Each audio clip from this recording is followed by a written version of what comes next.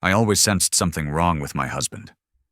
He changed his passcodes, abruptly ignored late-night calls, and gave distant looks when I asked about his day. It all hinted at secrets. Yet I trusted him. One night while he showered, he left his phone on the table and said casually, "Don't touch my phone while I'm in there." A message flashed from an unknown contact. Does she know yet? I grabbed the phone, opened everything, and my marriage shattered like glass under a hammer. Ready to uncover the betrayal that changed it all. Hit subscribe for every twist. Sarah Thompson leaned against the granite counter in their Chicago apartment, the city skyline a glittering mosaic beyond the floor-to-ceiling windows. At 35, she had built a life with David that seemed solid, if not flawless. 7 years of marriage, a mortgage on their sleek loop condo, and shared dreams of a future that now felt like a half-remembered promise. They met at a Wicker Park rooftop party, introduced by Lila Carter, Sarah's best friend from Northwestern University. David's easy charm and infectious laugh had drawn Sarah in his hazel eyes, sparkling with a warmth she thought eternal. She once believed their love unbreakable, a fortress against the world. Lately, cracks had surfaced late nights at the bank where he worked as a senior analyst, distracted glances during dinner, and the absence of his habitual Sinatra humming while he cooked. That November evening, the air held a crisp chill seeping through the balcony door left ajar. David emerged from his home office, his jaw clenched, dark hair slightly disheveled from running his fingers through it, a nervous habit Sarah hadn't seen in years. He placed his phone on the counter with a deliberate firmness, its black case catching the glow of the pendant light. "Don't touch my phone while I'm in the shower," he said, his voice low and steady eyes locking onto hers for a beat too long, as if measuring her reaction. Sarah blinked, caught off guard by the edge in his tone. "Since when do we care about each other's phones?" Her attempt at lightness fell flat, her smile faltering under his gaze. "It's work. Sensitive stuff. You wouldn't get it." His words were clipped, and the thin smile he offered seemed forced like a mask slipping on a stage actor. He turned away, grabbing a towel from the linen closet. She nodded, but her journalist's instinct stirred a quiet hum in the back of her mind. David was never secretive. They shared everything, bank account logins, email passwords, even their Netflix queue, bickering over whether to rewatch Mad Men or start Succession. Why this sudden barrier? The air thickened his words, drawing an invisible line she wasn't meant to cross.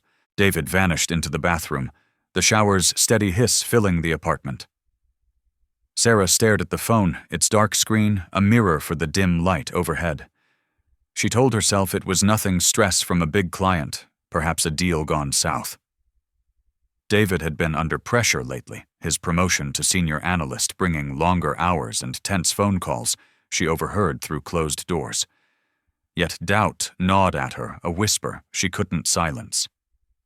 She stepped closer to the counter, her reflection faint in the phone's glass, and wondered what lay beyond that locked screen. Sleep evaded Sarah that night. David's warning looped in her mind, each word a challenge to uncover what he hid. She lay beside him in their king-sized bed, the city's ambient glow filtering through the blinds, casting stripes across his sleeping form. His face relaxed in slumber, held a calm absent for months. Subtle changes had grown undeniable late-night calls he took in his office, the sharp scent of new cologne on his jackets, the way he locked his phone when she entered a room. She had dismissed it as paranoia, a side effect of her own deadlines and their dwindling time together. Now his command felt like a gauntlet thrown, daring her to dig deeper. Morning brought a gray dawn, the city shrouded in mist rolling off Lake Michigan. David rose early, his movements brisk as he dressed in a tailored suit. He kissed her forehead before heading to the bank, his touch fleeting. "Big meeting today. Might be late," he said, slipping his phone into his pocket with practiced ease, his smile polished but empty. Sarah's return smile was mechanical. She sat at her desk in the second bedroom, converted into her office, where her freelance articles on Chicago's art scene lay open on her laptop. The words blurred her focus, hijacked by David's tone and the wall he'd erected. By noon, she paced the hardwood floors, her journalist's training taking hold. She had spent a decade chasing stories, exposing aldermen's kickbacks, unearthing non-profit fraud. Her work for the Chicago Reader, and later as a freelancer, earned her a reputation for tenacity, a bloodhound for truth. If David concealed something, she would find it. She called her sister Claire, a therapist based in Evanston. They hadn't spoken in weeks, their schedules misaligned, but Claire's steady voice was a lifeline. "Am I losing it?" He told me not to touch his phone like it's rigged to explode. Sarah said, her voice hushed despite the empty apartment. Claire paused, then spoke firmly. "That's not normal behavior. You've always had a knack for spotting deception. Trust your instincts." Her words, calm, yet incisive, echoed their childhood when Claire, 2 years older, guided Sarah through schoolyard betrayals. Reassured, Sarah hung up her resolve sharpening. She tried to work, but her article on a new Logan Square gallery felt trivial. Her mind drifted to their early days with David weekend brunches at the Bongo Room, strolls through Millennium Park, his hand warm in hers. Those memories clashed with the man who now guarded his phone like a vault. That evening, David followed his routine phone on the counter shower, running bathroom door locked. Sarah stood in the kitchen, the city's hum a distant pulse through the windows. Her heart thudded as she reached for the phone, hesitated, then pressed on. She wasn't a snooper, but doubt had grown into a living force clawing at her restraint. She typed their anniversary 0718, and the screen unlocked, revealing a world she wasn't ready to face. The phone felt electric in Sarah's hands, alive with secrets she dreaded to uncover. She opened his messages, her breath shallow, hoping for nothing but expecting the worst. A thread labeled Lila C. confirmed her fears with brutal clarity. Lila Carter, her best friend from Northwestern, had introduced Sarah to David at that fateful rooftop party. Lila's vibrant laugh and fearless spirit had defined their college years' late-night study sessions, impromptu road trips to Milwaukee, shared dreams of conquering the world. Lila stood beside Sarah at their wedding, her maid of honor speech a tearful ode to their bond. After the marriage, Lila faded from Sarah's life, citing her rising career at the same bank where David worked.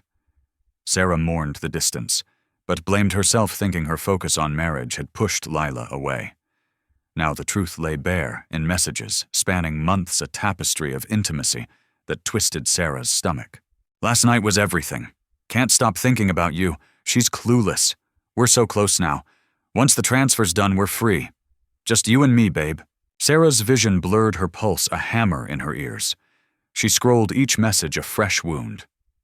Photos followed Lila in a silk dress at a rooftop bar.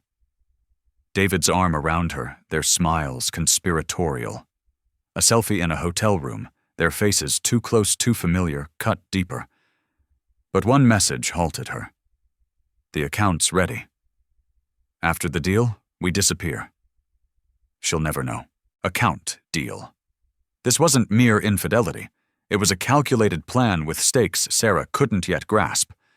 Her journalist's instinct kicked in, overriding the pain. She snapped photos of the screen with her own phone, needing evidence to anchor her when the shock subsided. Her hands trembled, but her mind was clear. This was a story, and she would report it even if it broke her. The shower stopped.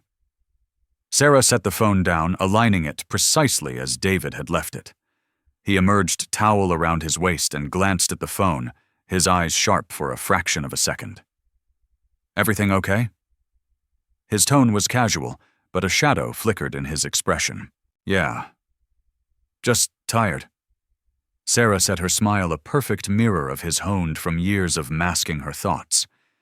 Inside, her heart fractured, but she held the pieces together, knowing the real battle was just beginning. Sarah didn't sleep. The messages replayed, each a dagger to her trust. Lila's betrayal stung as fiercely as David's. They had been inseparable in college, Lila's boldness balancing Sarah's introspection. Lila had pushed Sarah toward David, insisting he was perfect, her eyes gleaming with something Sarah now recognized as calculation. When Lila drifted away, post-wedding, Sarah internalized the guilt, believing she hadn't tried hard enough to maintain their friendship. The truth was, uglier Lila hadn't drifted. She had waited, biding her time. By morning, Sarah's pain had hardened into resolve. She sat at her desk, the city waking beyond her window, its skyscrapers piercing a low fog. She logged into their joint bank account, her fingers unsteady on the keyboard. The balance was wrong, $80,000 missing, siphoned into an account labeled consulting services. David didn't consult for anyone. She traced the transaction's wire transfers to an offshore account initiated by David spanning the past 6 months, each labeled with vague descriptions that screamed deception. Posing as a confused wife, she called the bank, her voice steady, despite her racing heart. "I'm checking on some paperwork errors," she said, leaning into the role. The representative hesitated, then confirmed David had authorized the transfers linked to a shell company called Horizon Ventures. Sarah's blood ran cold. This wasn't a fleeting affair, it was a meticulously planned operation. She contacted Marcus Reed, a private investigator she'd worked with on a 2022 exposé about city council corruption. Marcus, a gruff former cop with a knack for digital forensics, owed her a favor after she connected him with a source. "I need everything on David Thompson and Lila Carter bank records, emails, connections. And I need it fast," she said, her voice low, the apartment's silence amplifying her words. Marcus didn't flinch. 48 hours. "You sound shaken, Sarah. You okay?" "No, but I will be," she replied, hanging up before emotion could crack her voice. To ground herself, Sarah walked to a nearby cafe, the Wormhole. Its retro sci-fi decor, a familiar comfort. She ordered a latte, the barista's chatter about a new roast fading into background noise. She pulled out her notebook, a habit from her reporting days, and jotted questions. What is Horizon Ventures? Who is David working with? Why Lila? The act of writing steadied her, each word a step toward clarity. She recalled a moment from college, a night when Lila borrowed her car and returned it with a dent, laughing it off as no big deal. Sarah had forgiven her, but the memory now felt like a warning, a glimpse of Lila's disregard. David came home that evening, his demeanor infuriatingly normal. He cooked pasta with marinara, poured Merlot, and rambled about a new client at the bank, his voice smooth as polished stone. Sarah played along, her smile, a mask honed by years of interviewing cagey sources. She asked about his day, laughed at his anecdotes, and sipped her wine, all while cataloging his micro-expressions, the slight twitch of his mouth, the way his eyes avoided hers. His phone sat on the counter, untouched. She didn't need it. The truth was spilling out, and she was ready to catch every drop. Marcus called at 6 a.m., his voice rough from a night of digging. "This is bigger than you thought, Sarah. Your husband's not just stepping out, he's neck-deep in something dirty." His encrypted file landed in her inbox, a digital bomb. Emails between David and an anonymous contact client, X, detailed a scheme to clean money through the bank. The sums were staggering. $12 million moved through shell accounts over 8 months, with David and Lila as key players. Horizon Ventures was no side project. It was a front for laundering money, likely for a criminal syndicate operating out of the Midwest. David's role was to funnel cash through layered transactions, while Lila, a compliance officer, forged documents to cover the trail. Their plan was chillingly clear. Finish the job, liquidate Sarah's assets, including their condo and her inheritance from her grandmother, and disappear together to a non-extradition country, possibly Belize. Sarah sat at her desk, the file open on her laptop, her heart pounding. The Chicago River glittered outside, oblivious to her unraveling world. David wasn't just a cheater, he was a criminal, and she was his unwitting shield, the naive wife whose ignorance made his escape plausible. The messages about a new life weren't romantic fantasies. They were a blueprint for abandoning her, leaving her penniless and humiliated. She considered storming into their bedroom, waking David and screaming until her voice gave out. But that wasn't her. Sarah was a strategist, a storyteller who thrived on piecing together narratives. She would craft this betrayal's ending, and it would be on her terms. She forwarded Marcus's file to Karen Patel, a lawyer friend from her journalism school days at Northwestern, who specialized in financial fraud. "I need to protect myself.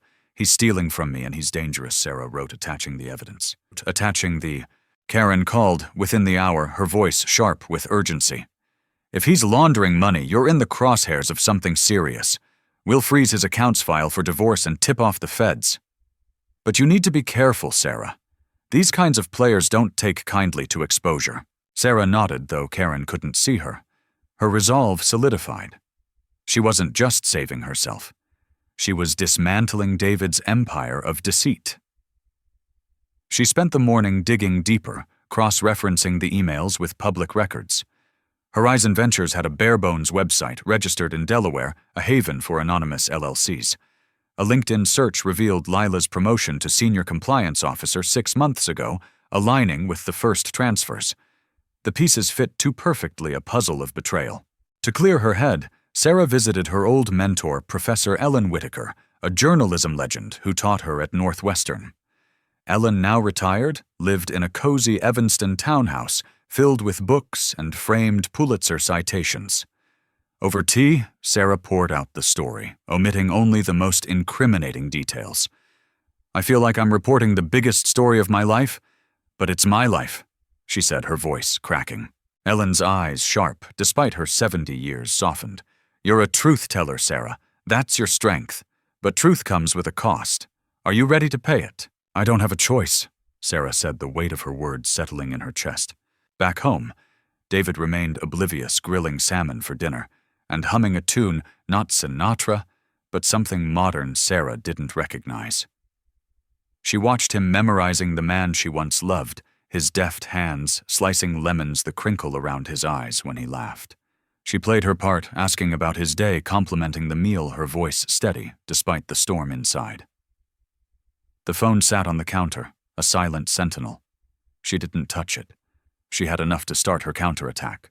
Sarah woke with purpose, the city's dawn painting her apartment in hues of gold and gray. She spent the day gathering ammunition, backing up every message photo and bank statement to a secure cloud drive. She met Karen at a diner in Logan Square, its neon sign buzzing in the morning chill. Over pancakes and black coffee, they reviewed the evidence. Karen slid a stack of papers across the table. Divorce filings, asset freeze requests, and a restraining order draft. "You're doing the right thing. He's not just betraying you, he's putting you in danger." Karen said, her dark eyes steady. Sarah signed the papers, her hand firm. "I want him to lose everything," she said, the words tasting like ash, but feeling like justice. She contacted the bank's compliance officer anonymously, using a burner email to send screenshots of David's incriminating emails. She held back Lila's name, saving it for maximum impact. She also called Claire, who drove from Evanston to stay with her. They sat on the couch, a bottle of Pinot Noir between them, and Sarah let herself cry for the first time. "Lila was my sister. How could she do this?" Claire hugged her tightly. "You don't deserve this, but you're stronger than they know. And damn, you're terrifying when you're pissed." Sarah laughed through her tears, the sound raw but real. Claire's presence grounded her, a reminder of family amid the wreckage. They talked late into the night, reminiscing about their childhood in Oak Park, their parents' messy divorce, and Sarah's strained relationship with their mother, who never approved of David. Maybe Mom was right about him. Sarah admitted the confession bitter. David came home. His tie loosened, his smile practiced. He cooked dinner steaks with rosemary and chatted about a colleague's retirement party. Sarah observed him, noting the way he avoided her gaze, the slight tension in his shoulders. She smiled, poured wine, and asked about his plans, her voice warm, while her mind plotted. Inside she was a hurricane, but her surface was calm, a lake hiding a riptide. That night she hacked David's email, his password. Their anniversary, a cruel irony that made her stomach twist. She found an invitation to the bank's annual gala at the Palmer House Hilton, a black tie event where David would be honored as Employee of the Year. The irony was poetic, a stage for her retribution. She bookmarked the email and began to plan her journalist's mind, mapping every detail like a war strategy. Sarah spent the next day refining her plan, the city's pulse a backdrop to her focus. Marcus sent additional evidence, phone records showing David's calls with a burner phone, likely client X, and a photo of David and Lila at a private club in River North, their hands intertwined under dim lights. The image burned, but it fueled her. She contacted Tom Nguyen, a former colleague who now worked as an AV tech at the Palmer House. "I need a favor, Tom. It's big," she said, offering an exclusive story for his freelance blog. Tom, always chasing a scoop, agreed without hesitation. She met Claire for lunch at a Wicker Park bistro, the same neighborhood where she met David. The irony wasn't lost on her. Over salads and iced tea, Sarah shared the full scope of the betrayal. "Lila was my best friend. We planned our futures together. How do you recover from this?" Her voice broke the weight of loss crashing down. Claire reached for her hand. "You don't recover. You rebuild. And you make them pay for what they took." Sarah nodded, her pain a forge for her resolve. She bought a red dress for the gala, its bold hue a declaration she was done hiding. She spent hours rehearsing her speech, her movements, her smile practicing in front of the bathroom mirror until every gesture felt natural. Details were her weapon, and she sharpened them meticulously. To bolster her courage, Sarah visited her old newsroom at the Chicago Reader, where she'd cut her teeth as a cub reporter. The familiar chaos, ringing phones, clacking keyboards, editors shouting across cubicles felt like home. She ran into Javier Morales, her former editor, who greeted her with a bear hug. "Heard you're freelancing. Still chasing the big ones?" he asked, his grin wide. "Always." Sarah said, her smile genuine for the first time in days. They talked shop, and Javier's stories of old scoops reminded her why she loved journalism. She left with renewed fire, ready to expose David's crimes as her greatest story yet. David returned home late, his tie-loose phone clutched tightly. "Big day tomorrow." "The gala, you coming?" His voice was light, but his eyes searched hers, probing for cracks. "Wouldn't miss it," Sarah replied. Her tone sweet, her gaze unyielding. She went to bed early, feigning exhaustion, but lay awake visualizing the gala, her plan unfolding like a chessboard, where she held every piece. The Palmer House Hilton shimmered under chandeliers, its grand ballroom a sea of Chicago's elite in tuxedos and gowns. Sarah entered in her red dress, hair swept up her presence, a quiet command that turned heads. She felt the weight of eyes on her: bank executives, socialites, reporters, but her focus was singular.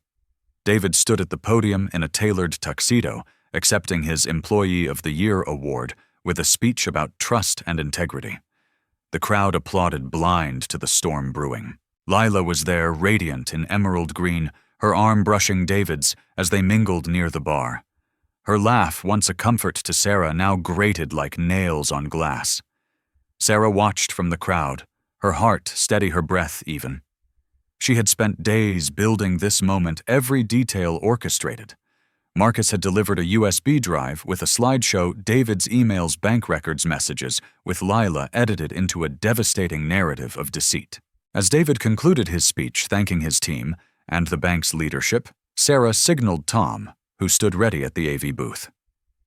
The screen behind David flickered, and the room fell silent, anticipation hanging heavy. Text appeared in bold white letters to David Thompson for services beyond duty. Murmurs rippled through the crowd. Then the slideshow began. Emails flashed outlining the laundering scheme, dates, amounts, shell companies. Photos of David and Lila, arms entwined at clandestine meetings, drew gasps. A bank statement revealed $12 million funneled to Horizon Ventures. Lila's name bolded as the account holder.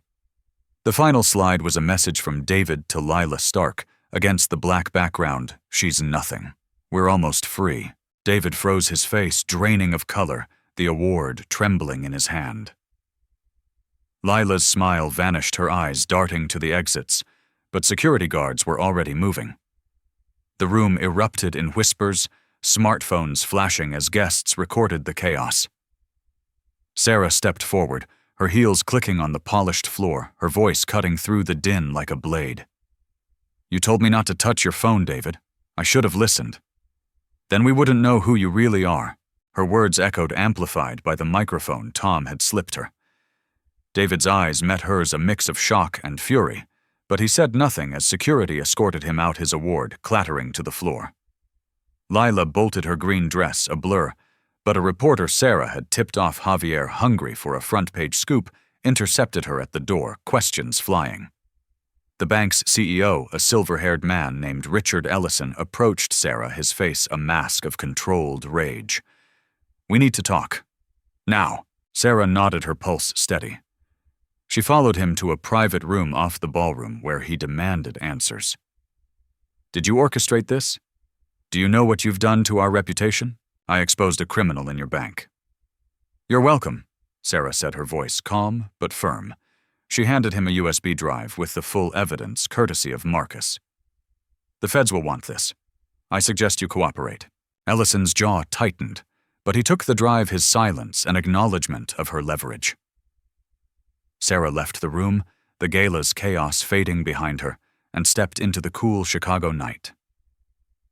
The city's lights stretched before her, a reminder that she had reclaimed her power. Morning brought a media frenzy. Headlines screamed across every outlet: Chicago banker implicated in multi-million-dollar money laundering scandal. David's face dominated news sites, his polished headshot juxtaposed with grainy gala footage of his stunned expression. The feds raided his office at the bank, carting away laptops, files, and servers.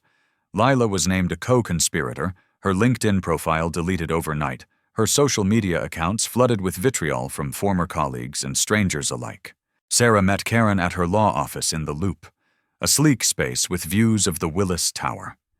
Karen confirmed the divorce filing was processed, their joint assets frozen, and a restraining order was in place. "You're clear, Sarah. He can't touch you financially or otherwise," Karen said, sliding a folder of documents across her desk. "The feds are moving fast. David's looking at serious time." Sarah exhaled, the weight of weeks lifting slightly. "What about Lila? She's under investigation. Her signatures are on too many documents. She won't skate." Karen's smile was grim but satisfied. Sarah returned to their apartment, now half empty. She had spent the morning packing David's belongings, suits, books, his prized cologne collection, into boxes labeled with precision past lies, goodbye. She didn't destroy anything, wanting him to see her life intact without him. The act was cathartic, each item a severance of their shared history. She lingered over a photo from their honeymoon in Santorini, their smiles bright against the whitewashed cliffs. She placed it in a box, not out of sentiment, but as a reminder of what she'd survived. Claire arrived to help her move to a new studio apartment overlooking Lake Michigan, a modest but bright space in Edgewater.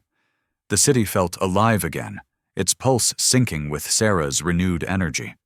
They unpacked boxes, hung art, and ordered pizza from Kalo, laughing over childhood memories. Sarah felt a spark of joy, fragile but real, as she arranged her books, Vonnegut, Didion, Baldwin, on a new shelf. She was rebuilding brick by brick. That evening, Sarah returned to her, writing, her fingers flying over the keyboard. Her latest article, a deep dive into Chicago's emerging street art scene, was sharper, bolder, infused with a clarity she hadn't felt in years. She cooked a simple pasta dish, danced to Coltrane in her kitchen, and slept dead center in her new bed, the lake's gentle waves a lullaby through the open window. Late that night, as a storm rolled in over Lake Michigan, Sarah's phone buzzed on her nightstand. A text from an unknown number glowed on the screen. "Think this is over, Sarah. You don't know what you've started." Her heart raced, the room's shadows deepening. Was it David seething in a holding cell, Lila cornered and desperate, or Client X, the phantom orchestrating the syndicate, now aware of her role in their downfall? She sat up, the city's lights blurred by rain, and stared at the message, its words a cold finger down her spine. She didn't reply. She didn't need to. The truth was hers, a hard-won weapon, and she would wield it against any threat. Sarah set the phone down, the storm's rumble a mirror to her resolve. She wasn't afraid, not anymore. The city stretched before her, vast and unyielding, and she knew she'd fight for her place in it, no matter who came next. The next morning, Sarah woke to a city washed clean by the storm. Sunlight glinted off the lake, and the air carried a crisp promise of change. She met Marcus at a dive bar in Pilsen, its jukebox playing Springsteen as they huddled in a corner booth. Marcus slid a manila envelope across the table. Found something new. Client X isn't just a ghost. There's a name tied to a property in Gary, Indiana, a warehouse used as a front. Guy's name is Viktor Kuznetsov, Russian expat, with ties to organized crime. Sarah's pulse quickened. You're sure? 80%. I've got a buddy in the FBI who owes me. They're watching Kuznetsov, but your evidence lit a fire under them. They want to talk to you off the record for now. Sarah nodded, her mind racing. Kuznetsov was a lead, a thread to pull. She wasn't done reporting this story. She thanked Marcus, promising to keep him in the loop, and left the bar with the envelope tucked under her arm. The city buzzed around her taxis, honking street vendors, calling a saxophonist playing near the L. She felt alive, tethered to Chicago's rhythm, ready to chase the next truth. Back at her studio, Sarah spread the envelope's contents on her desk property records, grainy photos of a nondescript warehouse, and a dossier on Kuznetsov, a man with a rap sheet spanning 2 continents. She called Javier, who was already pitching a follow-up story to the Tribune. This could be bigger than the bank scandal. You in, he asked, his excitement palpable. Always, Sarah said, a smile creeping into her voice. She spent the afternoon drafting an outline, her journalist's instincts humming. The story wasn't just about David and Lila anymore. It was about a network of corruption, and she was at its center, pen in hand. To prepare for the FBI meeting, Sarah revisited her past, seeking perspective. She drove to Oak Park to see her mother, Diane, a retired schoolteacher who lived in a craftsman bungalow cluttered with quilts and cat figurines. Their relationship had been strained since Sarah's teenage years, when Diane's disapproval of David, calling him too slick, drove a wedge. Sarah hadn't visited in months, but the scandal's fallout made her crave connection. Diane greeted her with a hesitant hug, her gray hair pulled into a bun. I saw the news. I'm sorry, Sarah. I never liked him, but I didn't want this for you. Sarah nodded, swallowing the urge to argue. They sat in the living room sipping chamomile tea and talked about everything but David, Sarah's childhood, Diane's garden, the stray cat she'd adopted. It wasn't reconciliation, but it was a start, a bridge over years of distance. On the drive back, Sarah stopped at Northwestern's campus, walking the paths she and Lila once roamed. The lakefront was quiet, the water lapping at the shore. She remembered a night in their junior year when Lila convinced her to sneak into a frat party, their laughter echoing as they ran from campus security. That Lila was gone, replaced by a stranger who'd stolen her life. Sarah let the memory go, releasing it to the wind, and drove home ready to face the future. The FBI meeting took place in a nondescript office in the Dirksen Federal Building, its gray walls and fluorescent lights a stark contrast to the gala's opulence. Agent Carla Mendoza, a no-nonsense woman with a sharp bob, led the interview. Your evidence broke this case open, Miss Thompson. David and Lila were small players, but Kuznetsov's the real target. We need your cooperation to build the case. Sarah shared everything: Marcus's files, her screenshots, the gala slideshow. She described David's behavior, Lila's role, and the threatening text. Mendoza listened intently, jotting notes. You're brave, but you're also a target. Kuznetsov's people don't forgive leaks. We'll keep you safe, but you need to stay low. Sarah agreed, though staying low wasn't her style. She left the meeting with a burner phone for secure contact and a warning to avoid public appearances. Back at her studio, she called Ellen, needing her mentor's wisdom. I'm in deep, Ellen. This isn't just about David anymore. It's a syndicate, and I'm on their radar. Ellen's voice was steady. You've got the heart of a lion, Sarah. But lions don't survive alone. Lean on your people, Claire, Karen, Marcus. And don't stop writing. Your words are your shield. Sarah hung up, inspired. She opened her laptop and began a new article, not for publication, but for herself, a chronicle of this journey. The words flowed raw and unfiltered, a testament to her resilience. 2 weeks after the gala, Sarah's life had shifted irrevocably. David was indicted, facing charges of money laundering and fraud, his bail denied due to flight risk. Lila, cooperating with prosecutors, had turned state's evidence, but her career and reputation were ashes. The bank under federal scrutiny fired half its compliance team, and Ellison resigned, his legacy tarnished. Sarah's divorce was finalized in record time, thanks to Karen's tenacity. She sold the condo, splitting the proceeds with David's legal fund, and used her share to fund her new life. Her Edgewater studio became a sanctuary filled with plants, books, and a vintage typewriter she'd bought at a flea market. She cooked elaborate meals, risotto coq au vin, savoring the solitude.